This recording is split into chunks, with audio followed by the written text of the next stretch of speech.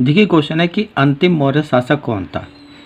तो मौर्य साम्राज्य का अंतिम शासक जो बृहद्रथ है, और बृहद्रथ की हत्या उनके सेनापति पुष्यमित्र शुंग ने कर दी थी और शुंग वंश की स्थापना की थी। तो क्वेश्चन था कि अंतिम मौर्य शासक कौन था, तो आपका आंसर डी हो जाएगा, बृहद्रथ मौर्य साम्राज्य का अंतिम शासक था। नेक्स्ट क्वेश्चन है, अशोक का समकालीन तुरमाया कहाँ का राजा था। तो देखिए अशोक का समकालीन राजा जो तुरमाया वो मिस्र का राजा था, और तुरमाया को जो है टॉलमी के नाम से भी जाना जाता था। तो क्वेश्चन था कि अशोक का समकालीन तुरमाया कहाँ का राजा था, तो आपका आंसर बी हो जाएगा, मिस्र का राजा था। नेक्स्ट क्वेश्चन है कि अशोक का हृदय परिवर्तन किसके कारण हुआ था। तो देखिएगा कलिंग के युद्ध के कारण।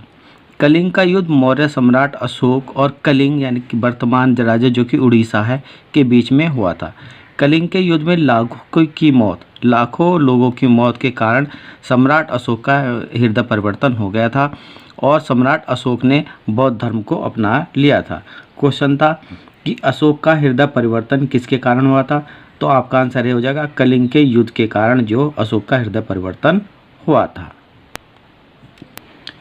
देखिए क्वेश्चन है, प्राचीन भारत में निम्नलिखित में से कौन सी एक लिपि दाएं ओर से बाईं ओर लिखी जाती है। तो देखिएगा सिंधु सभ्यता की खरोष्टी लिपि जो भावपूर्ण और चित्रात्मक है, और यह लिपि यानी खरोष्टी लिपि जो पहली पंक्ति में दाईं ओर से बाईं ओर और दूसरी पंक्ति में बाईं ओर से दाईं ओर लिखी जाती है, और इस लिपि को जो वोस्टोफेदेन विधि भी कहा जाता है, और यह लिपि जो अभी तक पढ़ी नहीं जा सकी है। क्वेश्चन था कि प्राचीन भारत में निम्नलिखित में से कौन सी एक लिपि दाईं ओर से बाईं ओर लिखी जाती है, तो वह लिपि आपकी खरोष्टी लिपि कहलाती है।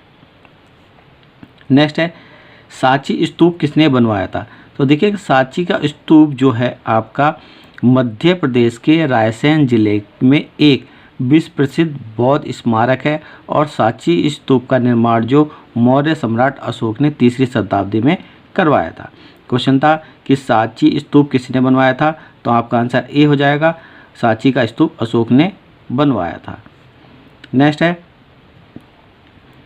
बुद्ध का मौलिक नाम क्या था। तो देखिए गौतम बुद्ध का मूल नाम जो सिद्धार्थ गौतम था, और गौतम बुद्ध जो थे आपके शाक्य वंश के राजकुमार थे, और वे ज्ञान की प्राप्ति के बाद गौतम बुद्ध यानी कि बुद्ध या प्रबुद्ध कहलाए थे, और बुद्ध का अर्थ